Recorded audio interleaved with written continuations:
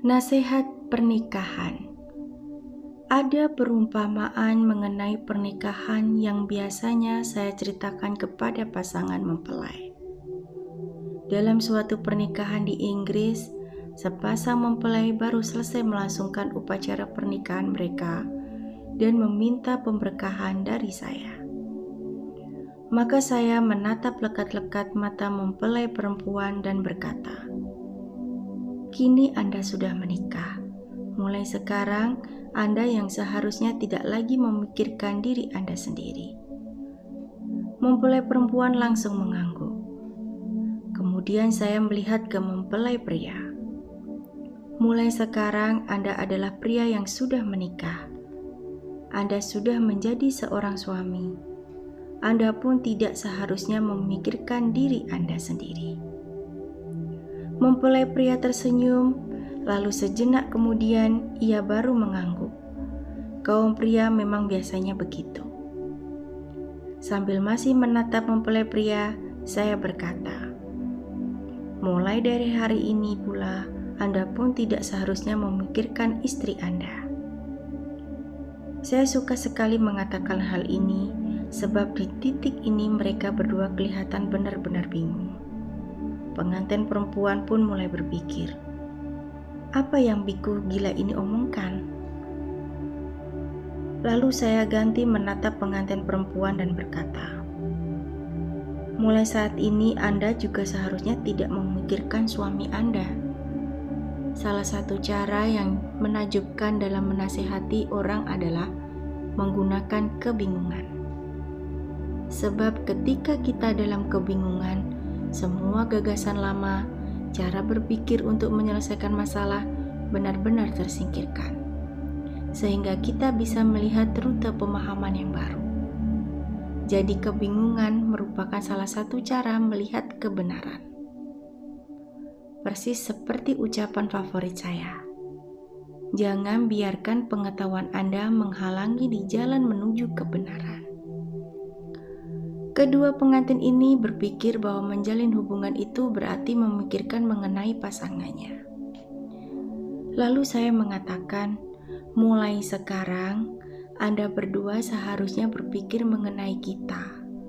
Anda berdua adalah pasangan. Jika Anda hanya memikirkan diri sendiri, maka Anda sudah melenceng dari hakikat sebuah hubungan. Jika Anda hanya memikirkan pasangan Anda, maka Anda pun luput dari maknanya. Karena jalinan hubungan bukanlah mengenai saya, bukan mengenai mereka, namun selalu mengenai kita. Jadi, ketika kita menjalani hubungan, itu bukan masalah dia atau masalah saya, tetapi masalah kita. Tak peduli siapa yang memulainya, itu masalah kita. Dialog dengan umat Muslim. Saya pernah membaca buku mengenai Al-Quran ketika saya masih muda. Namun saya benar-benar belum memahami konsep berpikir umat Muslim. Pada suatu malam sebelum tahun baru di Singapura, saya diundang berdialog bersama seorang pemimpin umat Muslim di hadapan Menteri Penanggung Jawab urusan umat Muslim di Singapura. Berikut hadirin lainnya. Saat itu, saya tepatnya berupaya untuk mencari tahu seperti apa umat Muslim dan bagaimana cara mereka berpikir. Selama seluruh acara ini saya hanya melihat. Saya tidak berupaya mencari-cari perbedaan di antara kami. Namun benar-benar mencari tahu bagaimana perasaannya. Saya menyadari bahwa ia adalah manusia, sama seperti saya, yang baik, tulus, dan ingin melakukan kebajikan di dunia.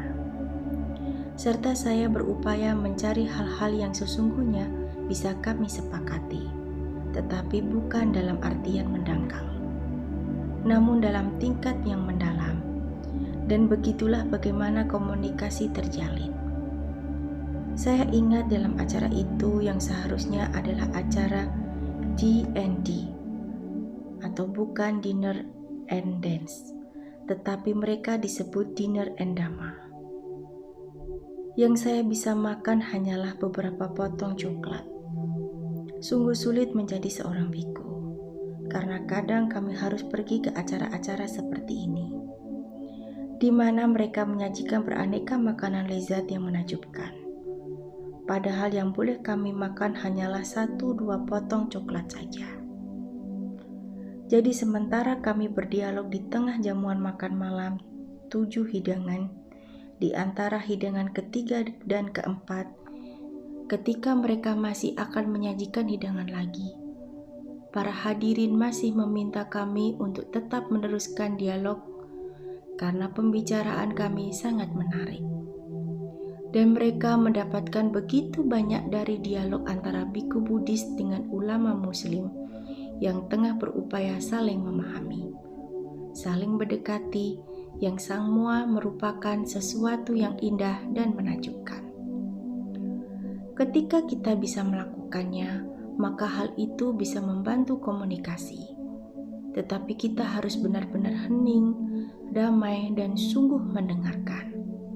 Benar-benar mendengar dengan cara yang belum pernah kita lakukan sebelumnya. Dengarkanlah gagasan tentang cara kita melihat hal-hal yang begitu asing, yang ada di luar pengalaman kita. Lihatlah dengan cara yang benar-benar baru.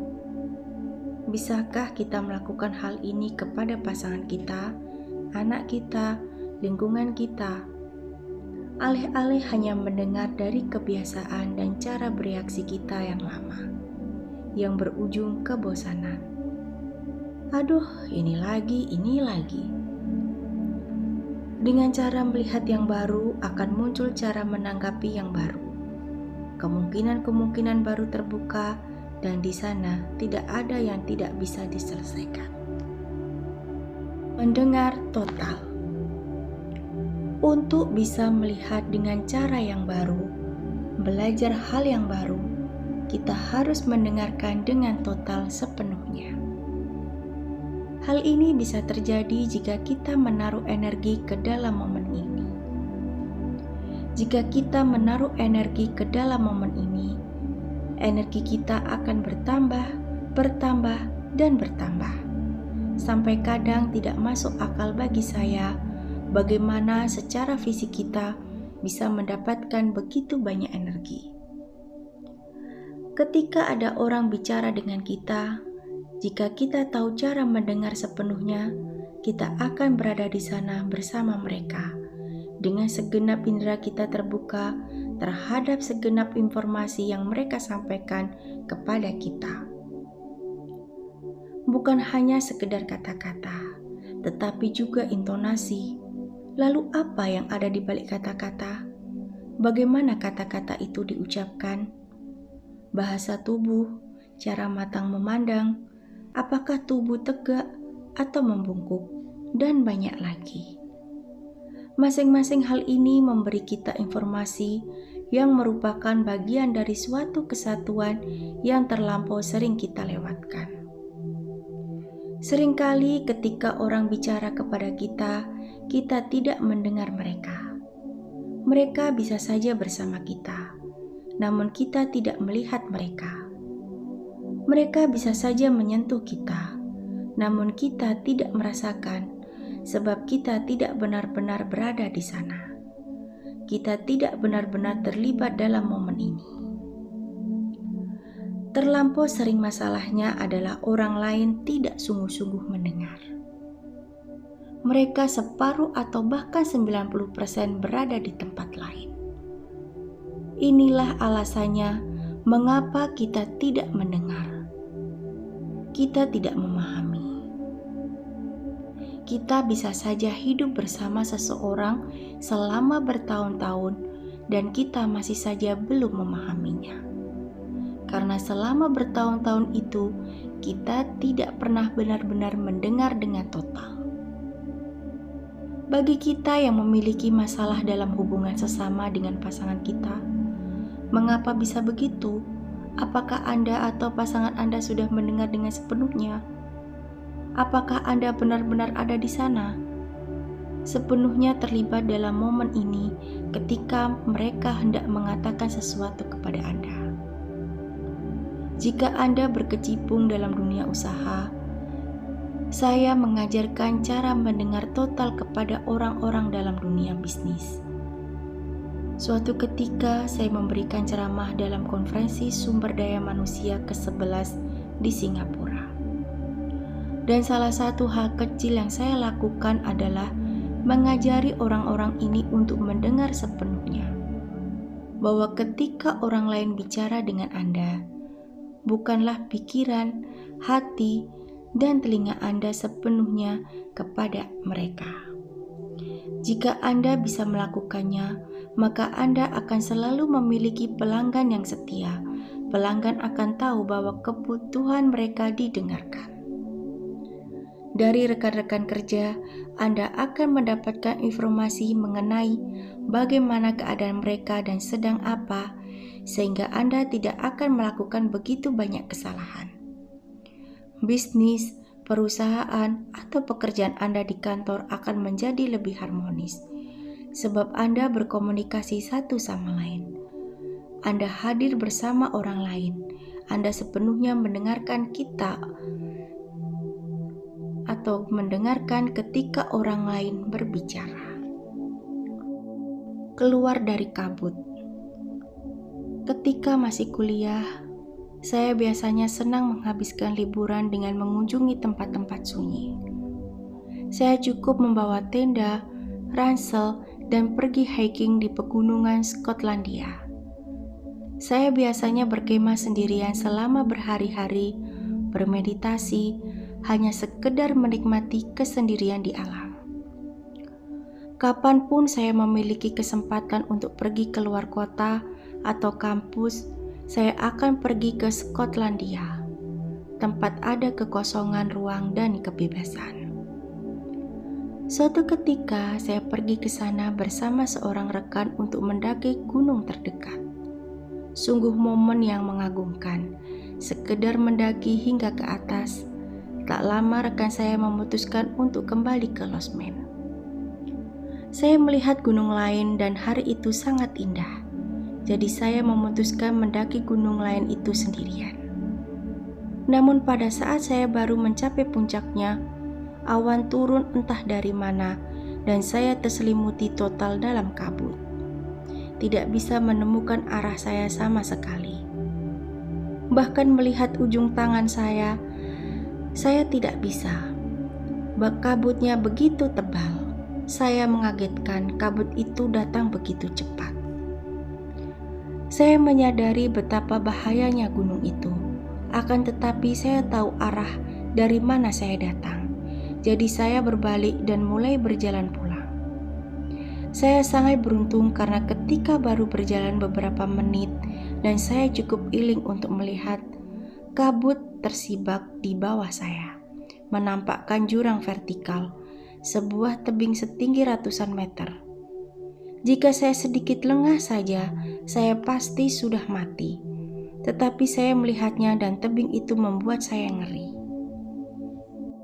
Setelahnya saya baru mengetahui letak jurang itu di peta.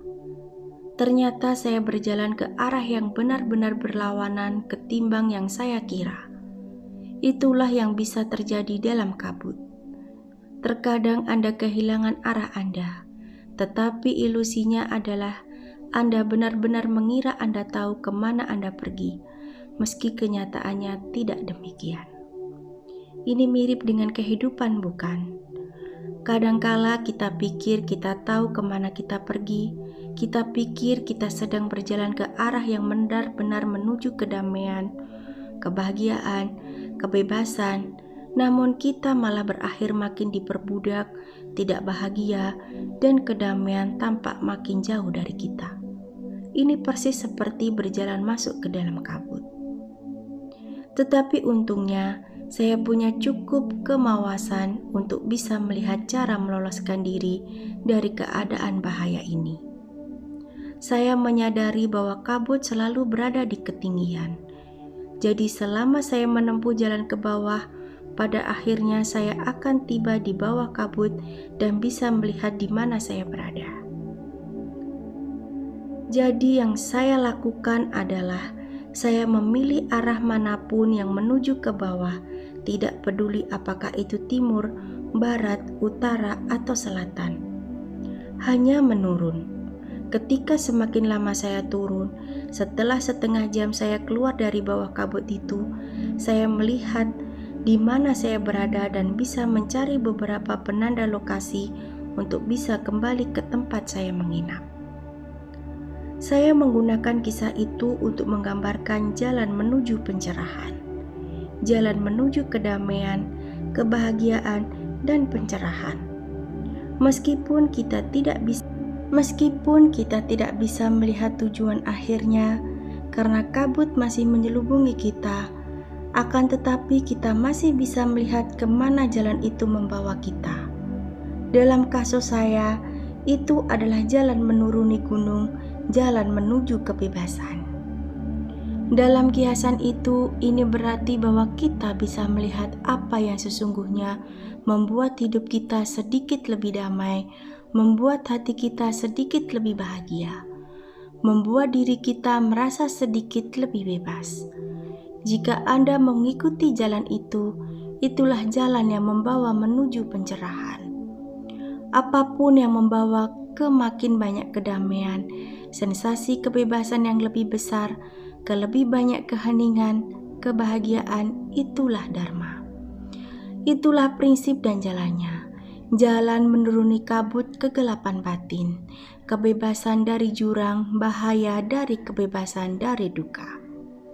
Jadi alih-alih seseorang bicara dengan sok filsafat dan membahas hal-hal sesungguhnya tidak bisa mereka lihat atau tidak bisa mereka ketahui oleh pencerahan Tuhan atau hal-hal luar biasa lainnya, saya pikir akan jauh lebih praktis, bermanfaat untuk membawa ajaran yang lebih membumi untuk melihat apa yang sesungguhnya membuat hidup Anda lebih damai, lebih bebas, dan lebih bahagia.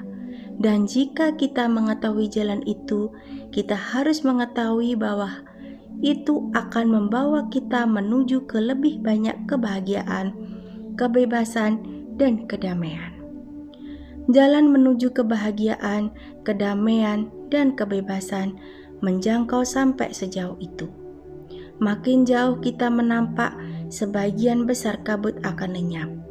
Kita menyebutnya sebagai pengalaman memenangi arus. Saat itulah Anda sesungguhnya bisa melihat tujuannya. Anda sudah berada di bawah kabut.